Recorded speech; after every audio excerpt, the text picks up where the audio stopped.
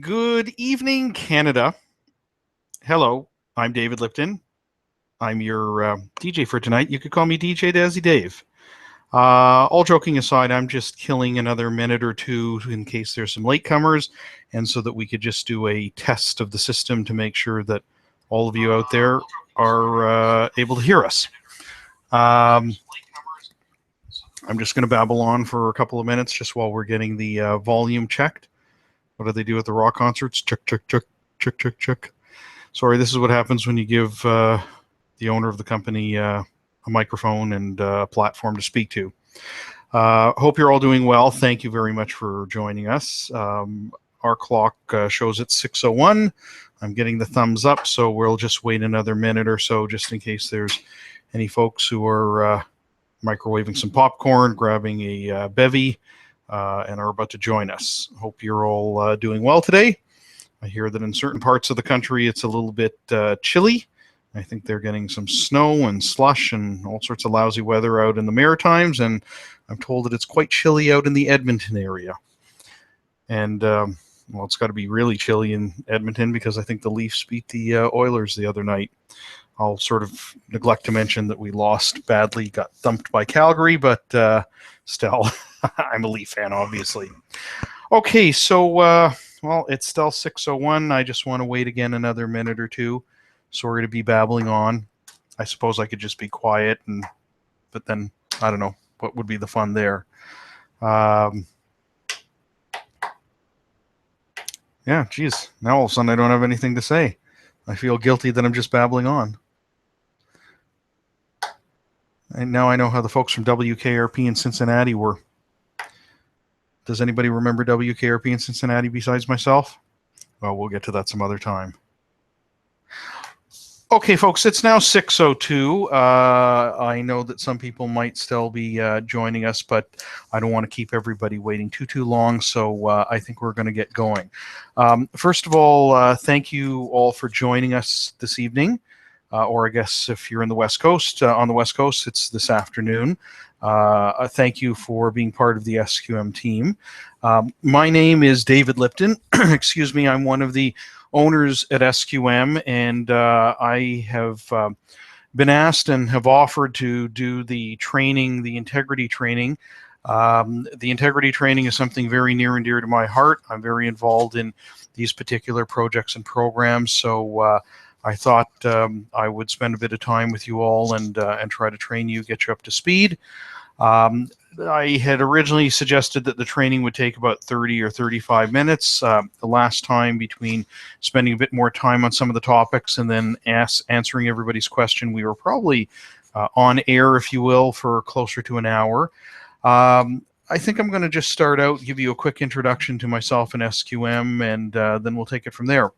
I will also mention that over the course of the training, I'm going to mention three, call them secret words or passwords or whatnot. You will need these passwords at the end. I will explain what to do with them, but please jot down the passwords or remember them. They're very simple, but you will require them. So again, a little bit about myself. I am one of the owners of SQM. I started the business with my business partner, Craig Henry, about 24 years ago.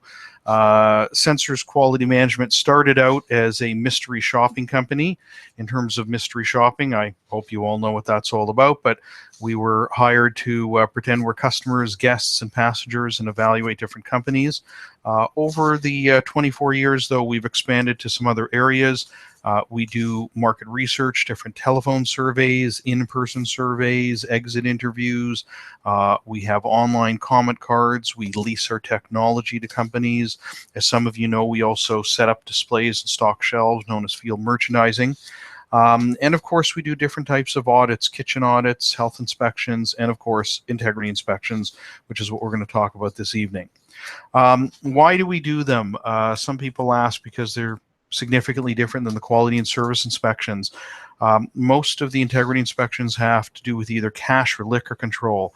It's two very important areas and two very expensive areas for restaurants, bars, and lodging the properties in the lodging industry.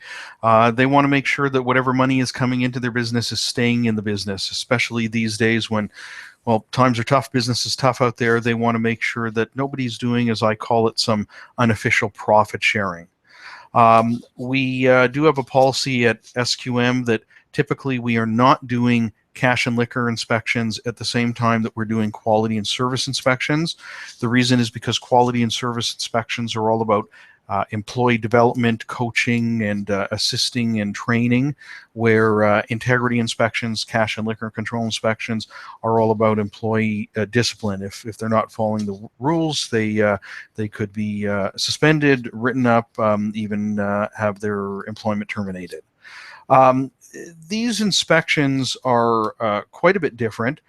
In fact, I would think that they're very straightforward, if you will, in terms of the checklist. They're really, it's not rocket science. They're very simple. Some of them are as short as 2 or 3 questions. Some of them might be a little bit longer. They are very, very easy to do. It's very easy work when done properly. The other benefit for all of you going through the training is these inspections usually pay a little bit more, aside from getting the food and the drinks and maybe a night in a hotel. They typically pay a little bit more for the time. Sometimes they're paying the same amount as other inspections, but they're very quick to complete. Other times you can make as much as $50, $75, $100, and that's for a very short inspection still. There are less inspectors doing them, which gives all of you who've gone through the training more of an opportunity to do this particular work. I would encourage all of you to take some notes as we're about to begin the particular training. If you have any issues, you could review the information that we send out. Or you could call us down the road. Don't be shy. We are going to have a questions Q&A period at the end of the training. And I believe the 2 ways of you getting us questions is, first of all, you could email mindy@sqm.ca. That's MINDY@sqm.ca. Or I believe you could use the live chat on YouTube, but that's only for all of you who have a Gmail account. So again, if you have any questions that come up at any time during the training, either email mindy@sqm.ca or use the live chat, again, only if you have Gmail. Okay, let's start with the actual training. First of all, there's a couple important aspects of these particular projects and programs. You must submit your reports within 24 hours due to our reporting requirements. Sometimes with quality and service inspections, we are a little bit more flexible, a little bit more tolerant of slightly later reports, but if these are not to us in 24 hours, they're not usable when it comes to our clients' reporting requirements. Keep in mind that unless you're told otherwise, for integrity inspections, for cash and liquor control, the training that we're going to do here tonight, you must pay cash for the purchases. Again, you're not using debit cards, credit cards, vouchers, etc. unless we tell you otherwise. You are to pay cash. You never ever ask for a receipt for these inspections. I know this is different from a normal mystery shop. We are not expecting you to have receipts or submit receipts for a lot of these inspections. If you do not get a receipt, do not ask for the receipt. If you do receive a receipt, we ask that you take down all the information that is on that receipt. We will ask you to take a picture of that receipt, but we will also ask you or tell you to leave it in the establishment. You don't take these receipts with you. We want you to either, again, if you don't receive a receipt, you never ever ask for it. And if you do receive it, take down the information, take a picture, and then just leave it there. We're going to start here with lounge and bar integrity inspections. So depending on the type of inspection, for these particular types of inspections, you'll get paid anywhere from $15 for a very short visit to $50 for maybe a visit that's 90 minutes or so. Plus you get the drinks and a tip. For these particular inspections, unless you're told otherwise, you must sit at the bar. When we say the bar, not just in the bar area, but right there at the bar, usually on the high top stools. Some people call it at the wood. So you are to be right up there, bellying up to the bar, not sitting at a table, again, unless you're told to. You must obtain the names and the descriptions of all the staff you interact with or observe. Usually it's a bartender, but sometimes there will be a server involved. Sometimes there will be busboys, or as they're called, barbacks. Please write down all sorts of information in terms of a description and certainly their name. Some inspections will require you to target a specific employee. This would be in your special instructions. In some cases, it will include a photo and or a description of the person. When a floor plan is provided, please document where you were seated on the report. That's very important. That helps us when we get the report. Feel free to bring a guest, but the ordering procedure must stay the same. You would be ordering typically a maximum of 3 drinks. In total, 3 drinks, 1 every 30 minutes or so. Remember that you and your guest should arrive at the same time, although lately I'm suggesting that you arrive a few minutes apart. The reason for actually arriving a few minutes apart would be that you could get settled at the bar, order that first drink. When the second person comes in, your guest, they could just stall and say, I'll just have a water or something until the 30-minute mark when you could order another drink. So again, even though some of the instructions do say you should arrive with your guest at the same time, I think it's actually easier if you arrive first and your guest arrives 5 or 10 minutes later. Remember that you cannot order 2 drinks at the same time, and you have to just order whatever drinks we're asking you to order. Some assignments will have different requirements, as an example, purchasing 2 drinks or ordering a double or ordering doubles at the same time. Please read your special instructions. But again, otherwise, you just order 1 drink every 30 minutes or so. I should have mentioned earlier is when you come to do a bar inspection, always bring photo identification, not health cards, but actual government-issued documents displaying your date of birth and a photograph on it. So again, going back to this, you're purchasing a drink every 30 minutes, typically for a duration of 90 minutes. Usually we suggest that you get 2 drinks, or 2 of the drinks are alcoholic drinks, and 1 of the drinks is a non-alcoholic drink, unless otherwise noted. You want to, in terms of the type of drinks to order, you can't order bottled beer. The best drinks to order are your typical mixed drinks, like say a Rye and Coke, a rum and Coke, a gin and tonic, a Caesar. You can order house wine if you don't like the mixed alcohol drinks, and you can order draft beer, but under no circumstances are you to order bottled beverages. The first thing that you're trying to ascertain is if the drink is immediately entered into the cash register or the POS system.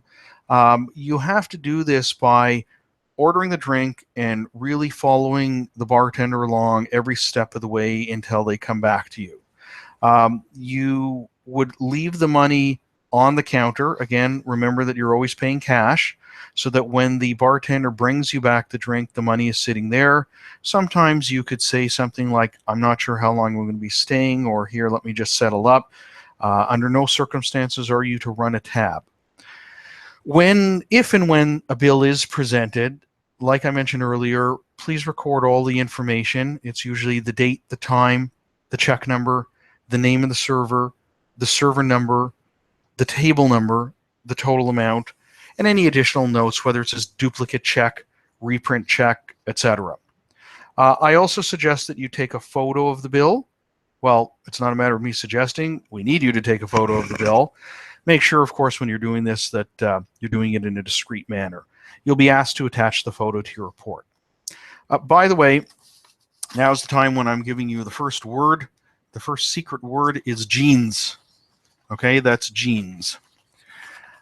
Going back here is, again, if you do get a receipt, I shouldn't have stopped at that particular time, but as mentioned earlier, if you do get a receipt, please leave that receipt on the bar. Do not take it with you. Again, if you do not get a receipt, do not request a receipt. Just pay whatever they've asked you to pay. Never order more than you are instructed to do so. Never order more than 1 drink at a time. Again, I think I also mentioned do not order bottled beverages. Do not order any food. And again, I know I am sounding like a broken record, but do not run a tab. You are not required to finish each drink entirely. I should have mentioned that as well. what to watch for with these particular reports. Again, first and foremost, the drink must be immediately entered into the cash register or the POS, the point of service machine, and usually the bartender will enter it into the machine right after they've served you. Some places will have the bartender, have the staff enter it before they actually make the drink, but most it's after. Mixed drinks should not be free poured in most cases. When I mean free pour, just taking the bottle and pouring it into the glass. In many cases, they will use a measured shot glass, a measured dispenser. In some cases, they'll have what's called a posy pour, which is a little bit of a different top to the bottle that will just pour out a certain amount, an ounce and a quarter, an ounce and a half of alcohol. So please keep an eye when you're ordering mixed drink if it is free poured or if there is what is called a posy pour or measured dispenser on the bottle. All incidents that occur should be documented and reported. If a bartender is giving out free drinks to friends or maybe a couple nice young ladies in the establishment, we want to know about that. If there's any underage patrons in the establishment, we need to know that. And of course, if there's intoxicated patrons in the establishment, we need to know that. Other items to look for are if the drawer to the cash register is left open. A lot of bartenders are lazy and just leave it open.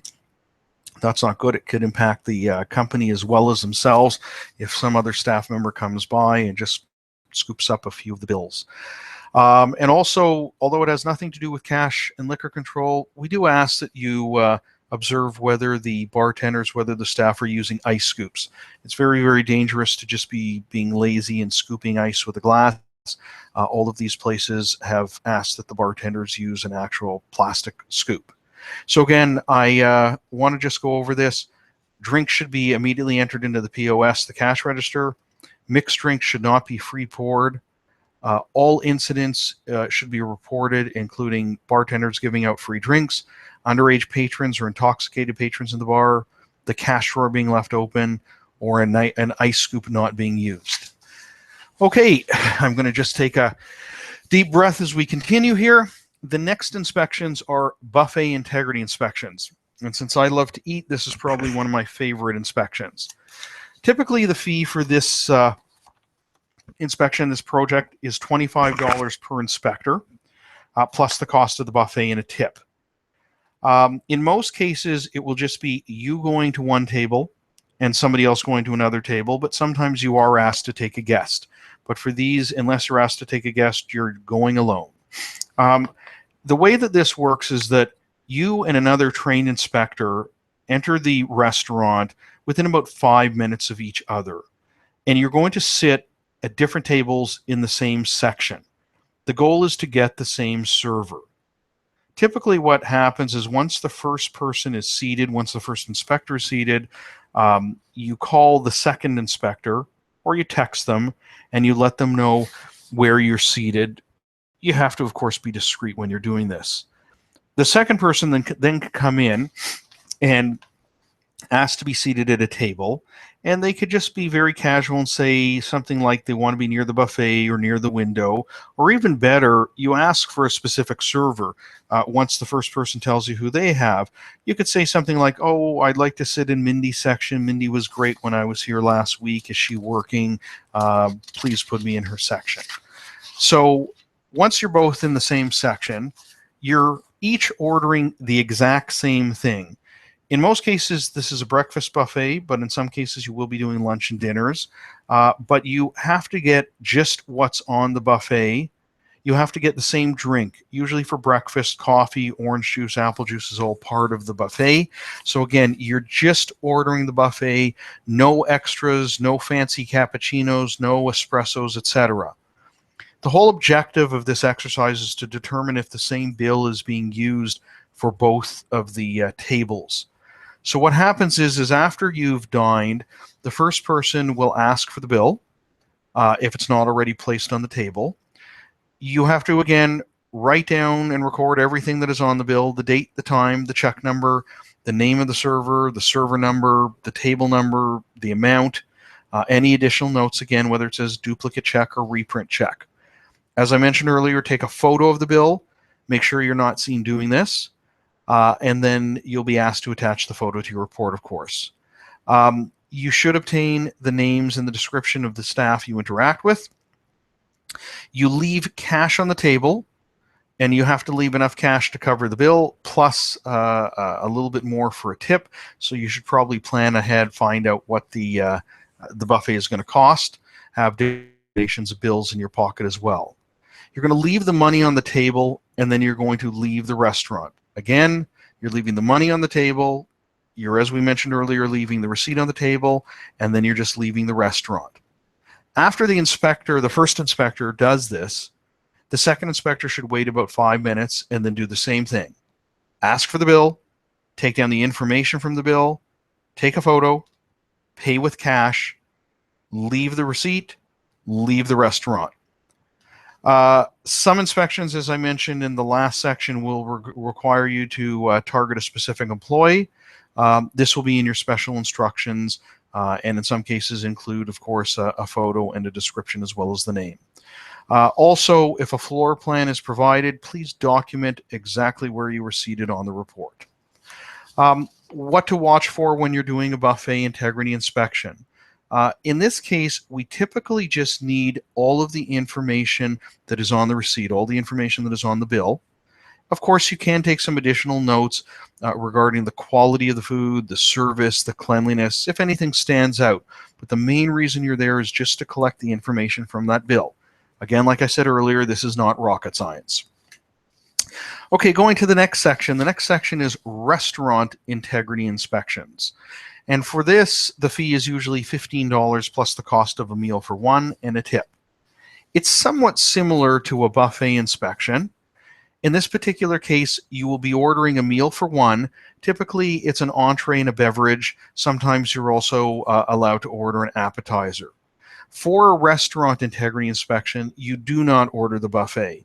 You're ordering something from the kitchen. So again, it's an entree and a beverage, possibly also an appetizer. When the bill is presented, you must record the information from the bill. Again, the date, the time, the check number, the name of the server number, the table number, the total amount, and any additional notes regarding whether it's a duplicate check, a reprint check, etc. Again, you probably guessed it, take a photo of the bill, make sure you're not seen doing this, do it discreetly, and then attach the photo to your report. Of course, please obtain the names and the descriptions of the staff you interact with, and observe at any time during your inspection. You must pay with cash, just like the buffet visits. Pay with cash, leave the money enough for the bill and a little bit more for gratuity on the table. Leave the receipt on the table, and out you go. Again, some inspections might require you to target a specific employee. This will be in your special instructions. And again, if a floor plan is provided, please document where you were seated on the report. What to watch for, again, similar to a buffet inspection, we just need the information from the bill. It's very, very simple. Again, if there are any outstanding items that you notice related to food quality, service, and cleanliness, please document them. But the main reason you're there is for the cash control, the liquor control, and we just need the information from the bill. You're basically really getting paid to eat there. Okay, before I get to the next one, it is time for our second secret word of the day, or the night. Your second secret word of the night is running. All right? So there you go. The next inspection that we're going to talk about is what I call the grab-and-go integrity inspections. It's like a Starbucks. Sometimes it's a Tim Hortons. The coffee cafes that are typically in the lobby of a hotel. They're usually popular in the morning to grab something like a coffee and a muffin. Again, I guess that's why they're called grab-and-goes. Typically, the fees for these inspections are $15 plus the cost of a purchase. For this particular process, you'll be purchasing something small, typically, again, maybe a coffee or a tea, and then a muffin or a croissant. But again, something small, it's not a full breakfast. You must pay cash. You're going to try to watch carefully to ensure that your order is immediately entered into the cash register, the POS system. You're not asking for a bill, as has been standard in the case here this evening. If a bill is presented, simply leave it on the counter and walk away with your items and the change. You should ensure, of course, that you did receive correct change, but if you don't get correct change, do not say anything. Simply indicate this in your report. Of course, please obtain the names and the descriptions of the staff you interact with. So again, you're just ordering something very quick and small, a drink and maybe a pastry or a muffin. You're paying cash. You're not taking the bill. You're making sure that you got the correct change. You're walking away. Don't ask for a bill. Don't say anything if you didn't get the correct change. That's all you have to do for this inspection. And of course, write that down on your notes. Okie dokie. The next inspection is what we call a room service integrity inspection, or in some cases it's called in-room dining. The fee for this inspection is usually $50. Sometimes it's $25 or $30 if you're asked to only perform one meal period. But usually if you're there for both a dinner and a breakfast, it's usually $50, plus the cost for a meal for one, or at least possibly 2 meals for one, and the gratuity. The process here is a little bit different than the inspections that we've talked about so far. For this inspection, you'll actually be staying as a guest at the hotel, an overnight guest. Typically, you're being asked to order breakfast and or a dinner. And again, this is a meal for one. You can have a guest, but the guest can't order anything from in-room dining now or at any time during your stay. They could order something down in the restaurant and bring it up to the room. They could go to McDonald's or something across the street, but there can't be any other orders in the room other than the inspections that you're completing. What you're going to do is you're going to charge the breakfast and or dinner to your room. When the room service attendant comes to your room and is about to leave, you're going to indicate that you'd like to add an extra item, and you just hand them like a $10 bill. The item should be something that is less than $10, and it should be something that doesn't have to be prepared by the kitchen. So as an example, for breakfast, you can ask them for a juice, a muffin, a coffee. For dinner, maybe a dessert like a scoop of ice cream or a piece of pie. When the extra item arrives, don't ask for a receipt unless they give it to you. If a bill is presented, take down all the information. I won't go through everything again, but you probably know what it is. Take a photo of the bill. Make sure you are not seen doing that, and you will be asked to attach that photo to your report. If it is not possible to take the photo, if the person is still standing there, then we completely understand if you can't get the photo of the receipt. But usually, if they're leaving a receipt, they're just going to leave it on the table on the room service tray. You could take it and then you just leave it. You put the tray out later on out to the hallway, or leave it in the room, and you just leave that receipt there. So under no circumstances should you take the receipt. Of course, as with all the reports, please make sure that you obtain the names and the descriptions of all the staff you interact with. What to watch for this particular inspection: if you do get a bill from the second item, again, take down the information, take a photo, but just leave it there on the room service tray or on the table. Don't take it with. Of course, as with all our reports, if there are any glaring issues concerning quality, service, and cleanliness, if anything stands out, please document this on your report. But again, the main reason you're there is to order a meal and then order that second item. The next report to discuss is the valet integrity inspections. The valet integrity inspections usually pay $15 plus the cost of a parking and tip. I hope it goes without saying that to do a valet parking integrity inspection, you do require a vehicle. I don't even think I mentioned that in the last training, but hopefully it goes without saying. For this particular inspection, you're going to park your car with the hotel valet parking attendant.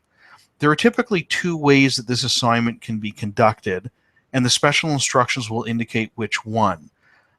First, you're probably asking how much it will cost to park for a few hours, or the second way is if you're parking overnight. What you're going to do is you're going to attempt to pay cash. Make sure you have enough cash on hand to cover the expense. In some cases, it could be as much as $50 for an overnight parking stay. So just make sure you have enough cash with you to do this inspection. If the valet attendant or the door attendant indicates that you can't pay cash, that it can't be done, simply follow their instructions. If the valet mentions that you don't require a ticket or does not provide you with a ticket, do not ask for one, do not insist for one, just go with the flow. If you do ask for a ticket, you'll take away the chance to identify any integrity issues. So again, if you're not provided with a ticket, if you are told you don't need a ticket, don't question it, don't ask, just go with the flow. If they do provide you with a ticket, please record any and all information as soon as you leave the area. You must do this when you first get the ticket, because at some point you will be giving that ticket either back to the front desk or to a valet attendant or a door attendant. So it's best as soon as you get out of the car park area, if you are given a ticket, write down that information. Without it, it's no good to us. It's the report is not of any value to us. You must obtain the names and the descriptions, of course, of all the staff you interact with. In some cases here, you'll be interacting with a doorman and or a bellman, as well as the valet parking attendant. I should have mentioned, of course, aside from writing the information down for the ticket, please take a photograph of the ticket. Make sure you're not seen doing so, but this is easy enough because you'll be well away from the area. When paying, hand the employee your ticket and the cash. Again, don't request change. Make sure that you are giving an appropriate amount to cover the cost of the valet parking, as well as a small amount for gratuity. So be prepared with different denominations of bills. Again, do not ask for a receipt. If you are provided a receipt, record the information down, and as well as the employee's name and description, the arrival times, the departure times, any ticket numbers that you've already received if you did. What to watch for this particular inspection. If you do get a ticket, again, please remember to write down the information as soon as you're away from the area and take a photograph. If you do not get a ticket, please take down the information about what happened, how much you paid for parking, etc. But don't ask for a ticket. Don't ask for a receipt. Again, if there's anything that stands out from a service or cleanliness perspective, please put that down as well on the report. Okay, the next inspection. Boy, we're really cruising along here. The next inspection is what we call U.S. currency inspections or U.S. cash exchange. The fee for these inspections is typically $15 to $25, depending on the project. These projects still change a little bit depending on the properties. You are typically staying overnight as a hotel guest to conduct this inspection. You must obtain U.S. currency before arriving at the hotel or picking up an envelope if it's been prearranged, and this will all be in your special instructions. If you are asked to go to the bank ahead of time to pick up U.S. currency, you will be compensated for that time as well. There's typically two ways that this assignment can be conducted, and the special instructions will indicate which one you are going to be completing. The first option is that you're exchanging U.S. currency for Canadian funds at the front desk. The second way of conducting this inspection is that you are paying for an item, typically at the restaurant or a bar or a gift shop. You're using your U.S. currency and you're getting Canadian money back as the change. What we ask you to do is, once you've received the U.S. Currency, you should take down the serial numbers and the denominations of the U.S. bills. You have to do this before beginning the inspection because, of course, once you give the bill in, well, once you've given the money in, it's gone. You won't be able to get the serial number of the denominations. So if you are staying overnight, and in many cases you will be, take down the information as soon as you get the bills and you go up to your room, and then conduct the inspections. We also suggest, aside from jotting down the information, that you either make photocopies if you could do it discreetly, or in most cases these days, any decent phone will have a decent camera. Just take photos because they will be asked, you'll be asked to attach them to your report. Please obtain the names and the descriptions of all the staff you interact with and observe, whether it's anybody at the front desk or whether it's in any of the outlets. What you're going to do is make detailed notes of how the cash exchange is handled, how much money you gave them, how much money was returned to you. You must look out for the exchange rate that is posted at the hotel. There's usually a sign at the front desk, but don't say anything. Don't question if you've been given back the wrong amount.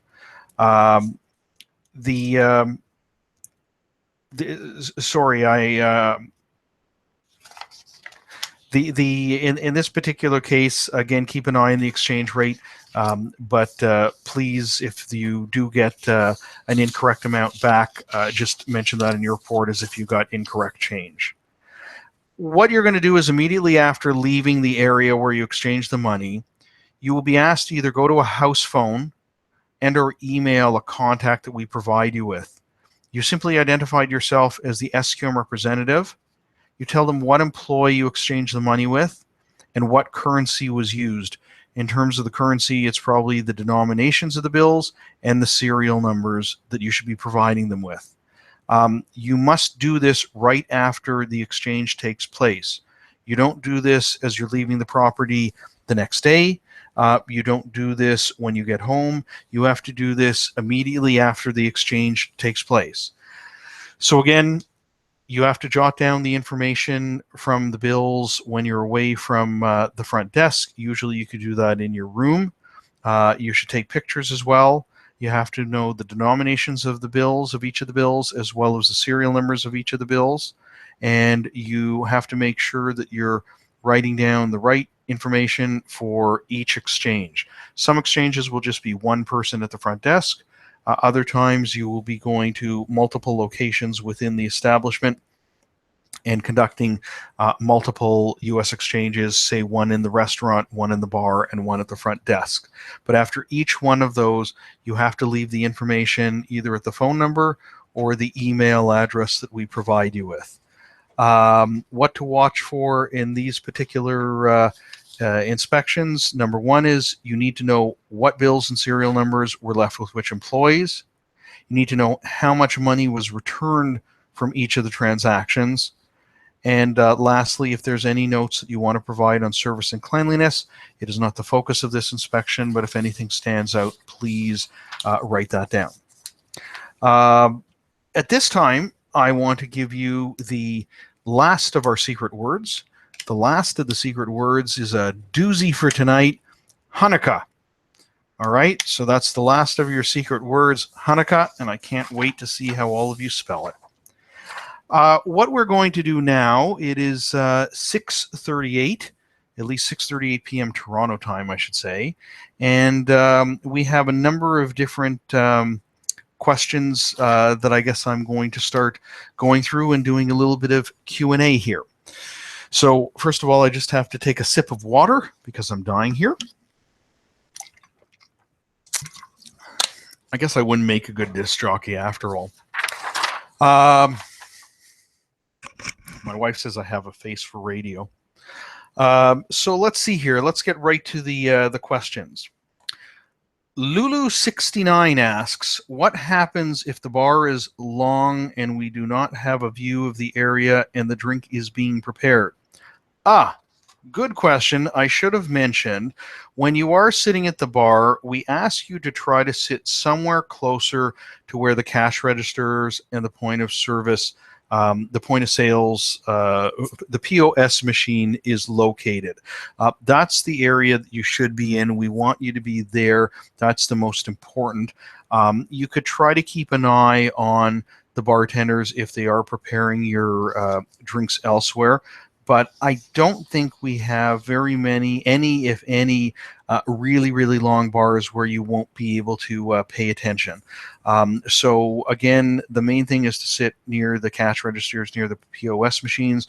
But in most cases, I think you'll be able to see how the drink is being prepared. Okay, the next question. Jesse asks, I'm curious if you have any suggestions on documenting things. Seems writing on the phone is a good idea, but I'd be worried about looking like a spy. Jesse, good question, and I get asked this a lot of times when we're talking to clients or potential clients. How do our inspectors do this? Everybody has a different way of doing it. I mean, I remember back before the days of cell phones when, well, maybe not before the days of cell phones, but certainly when they were more expensive and not readily available. And I used to make several trips to the washroom and stand like a dummy in one of the stalls and jot down my notes there. The second thing that you could do is you could actually, depending on how noisy or quiet the bar is, you could actually call yourself and leave yourself a voicemail message with the information. The third thing is you could typically simply write on the phone.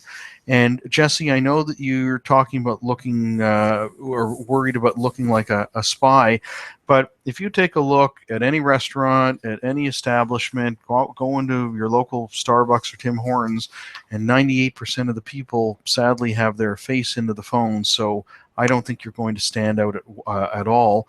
But again, you be the judge and use discretion. But you could just hop off the bar stool a couple of times and go to the washroom. That might be the safest one. But again, in many cases, you're not going to look out of place at all being on your phone these days. Okay, Ellie asks, how do you know the other inspector? And confused with the buffets, you usually go to it and not order. So Ellie, we would be, in terms of the inspectors, we would be telling you who the other person is. That's usually communicated to you through our field resources department, either at the time that you're being assigned an inspection or through emails and back and forth. But we'll always let you know who the other person is. In some cases, if you have a friend, a significant other who is interested in doing the inspections, they have to be registered in our system, but they could be the second inspector. We like to send people who are pairs, husbands and wives, boyfriends and girlfriends, mothers and daughters, fathers and sons, etc. But they both have to be registered in our system. It is becoming a little bit more difficult because these inspections are becoming popular because we're focusing on the people who have been trained through our online training like you tonight. I'm not quite understanding the second part of your question, Ellie, about confused with the buffets. You usually go to it and not order. Ellie, if you send in another message, I will be happy to answer it this evening, or you could email Mindy later, but I'm happy to do this online if you could explain exactly what I am misunderstanding. The next question is from Alexander. No picture of the bill for the cafe shops. No, Alexander, it is typically very difficult. You would stick out like a sore thumb if in the very short time that you're at the counter you tried to take a picture of your bill there, because these are grab and goes. It's like, you know, going into a Tim's or a Starbucks where you're paying and you're getting a receipt right away. You're not going to really have the chance to take a picture at the counter and leave it, and we want you, it's more important for these ones to just leave the receipt there. So no, these ones I don't think you're going to be able to safely get a picture, so you are correct. E-Box asks, why are we writing stuff down on the bill if we take a picture of the bill? Good question. Last week somebody submitted a picture of a bill. It was a beautiful picture of that bill, except that there was a $10 bill sitting across the receipt. So we couldn't see the information. Now, hopefully this is just a one-time case, but just to be safe, in case you lose your camera, in case something's wiped off of your phone, the phone goes on the fritz, you break your screen, you know, almost like the old story about the dog ate my homework, it's probably safer to write it down as well as taking the picture. Just a little backup, because the only reason that a lot of these visits are being done is to get the information off the bill. We want to be able to pay you, and if we don't have the information, well, we can't pay you because the work wasn't done properly. Jesse asks a question, also curious about tips for obtaining staff names. Again, seems like a dead giveaway that we're doing some sort of secret shopper inspection. Obviously, some people have name tags, but otherwise might not might be awkward. Yeah, in some cases, Jesse, this is going to be on the bill. In some cases, they will be wearing a name tag. In some cases, if you could do it in a tactful, discreet manner, say, you know what, I think you were here last time. Sorry, I forgot your name. There's different ways of doing it. If you could think on your toes, typically it is going to be on the bill, although sometimes the people are using another person's ID to enter the drink into the cash register. So even though the bill says it's Fred, you might be served by Bob. So that's why we say try to look at the name tag or try to strike up a conversation, but again, only if you could do it discreetly. Michael asks, considering we take pictures of everything these days, I don't anyone will have issues if you are seen taking a picture. Yeah, that's correct. I mean, geez, I have tons of friends who write down, who take pictures and seem to put on Facebook every single meal. I'm not sure why. Yeah, in most cases, as long as you could do it relatively discreetly. I mean, we don't want you putting the bill nicely on the bar or on the counter and taking a picture and having the flash go off. But as long as you could do it discreetly, that should work. Okay, another question is, do you get paid for each US dollar exchange transaction? I.e., if you're doing multiple, is it $15 times the number of transactions? A good question. It's usually for this particular project, it's based on the project. It's not necessarily $15 times 5 or 10 of them, but you are compensated if it's additional inspections. It might be $25 for, say, 2 or 3 of them. It might be $50 if we're asking you to do 10. It's all based on the property on the location. Hopefully that answers that question. I have a few more questions coming in here. Apparently we're killing trees here because it used to be online, but now I'm just getting paper questions. MZ Black Pearl. Like that. Black Pearl, wasn't that part of the Johnny Depp movies? Hopefully I got that one right. Because taking pictures of food and drinks for social media sharing is so common, could we use that as a way to discreetly photograph? I think somebody else just beat you to the punch and asked that same question. Yeah, you can certainly do that. Again, as long as you could do it discreetly. Recognize sometimes the locations that we're sending to you are kind of quiet, and you don't want to stand out if you're the only one at the bar. So just be careful the way you take the bill. Sometimes you could take the bill, go to the washroom, like I suggested somebody earlier, take the picture in the washroom where nobody's going to see you, and then just leave the bill back at the bar or the buffet. Ellie asks, at buffets, you go in and get your buffet at the various stations. It's not a matter of ordering off a menu. Sorry, yeah, that's correct, Ellie. Again, if I think I understand what you're saying here.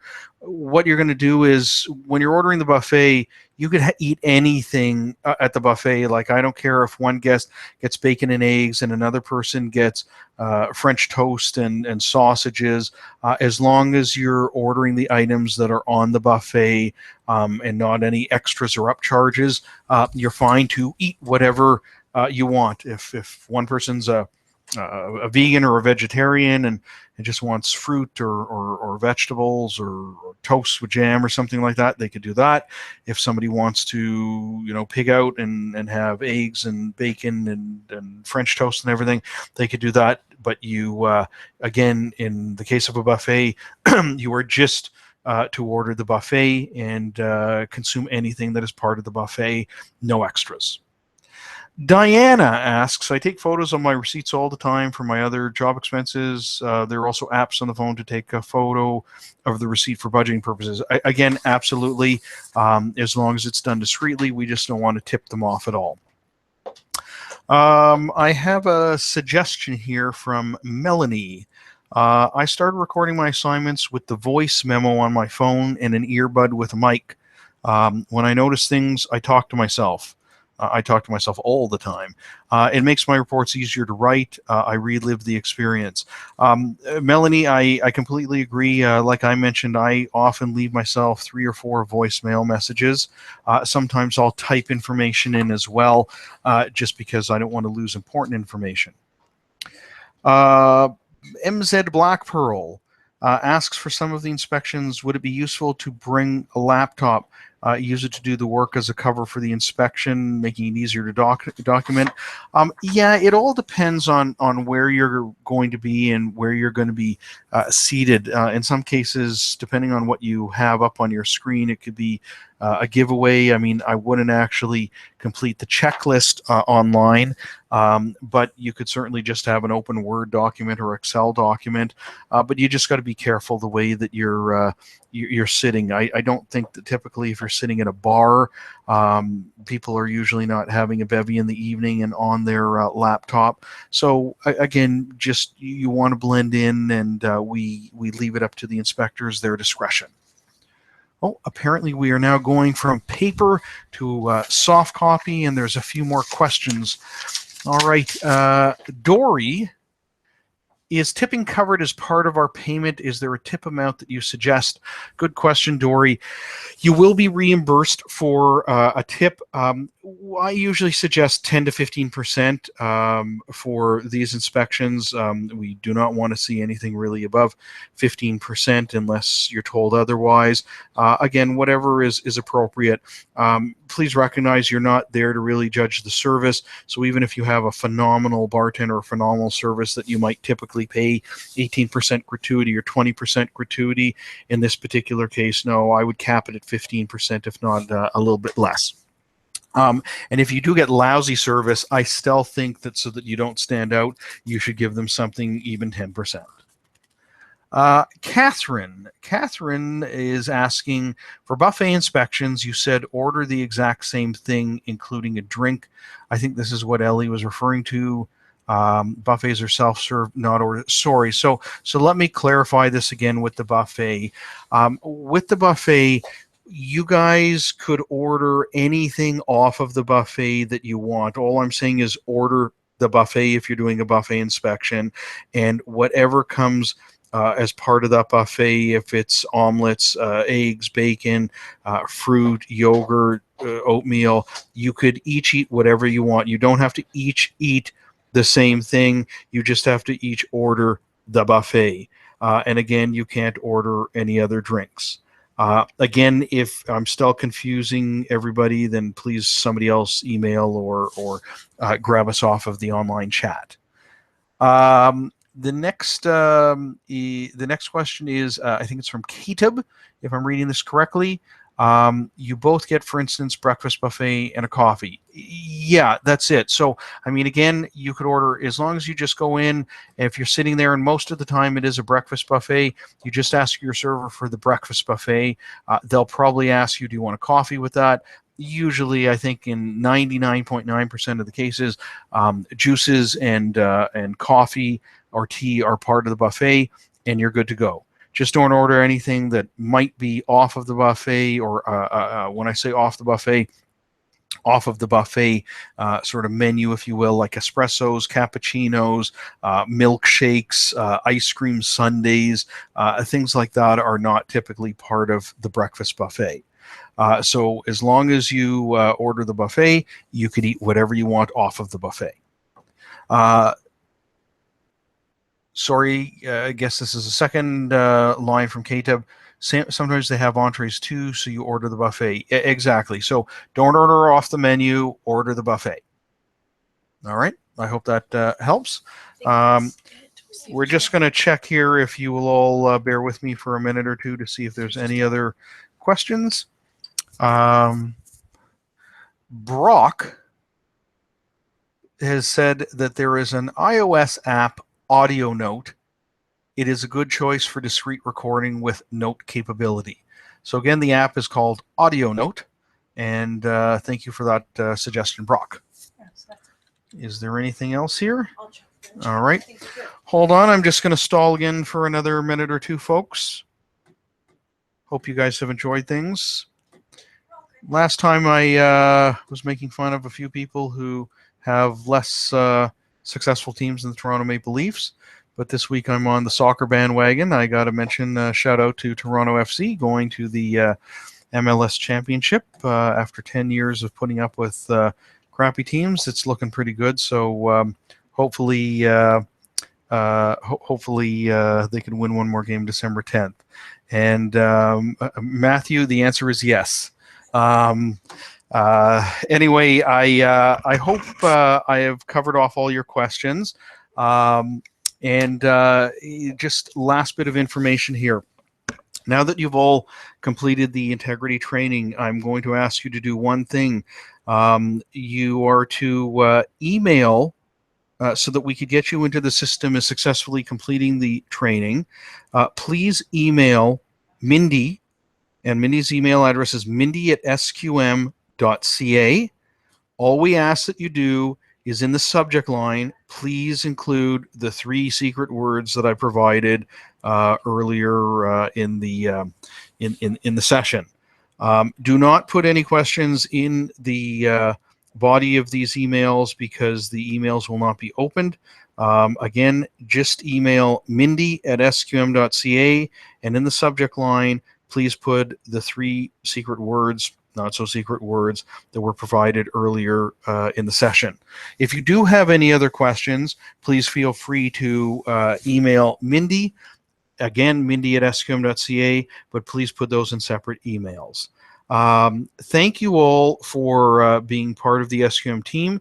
Thank you all for participating in the integrity inspection training, and look forward to chatting or meeting you folks as I go across the country from time to time, as some of you come visit in the office.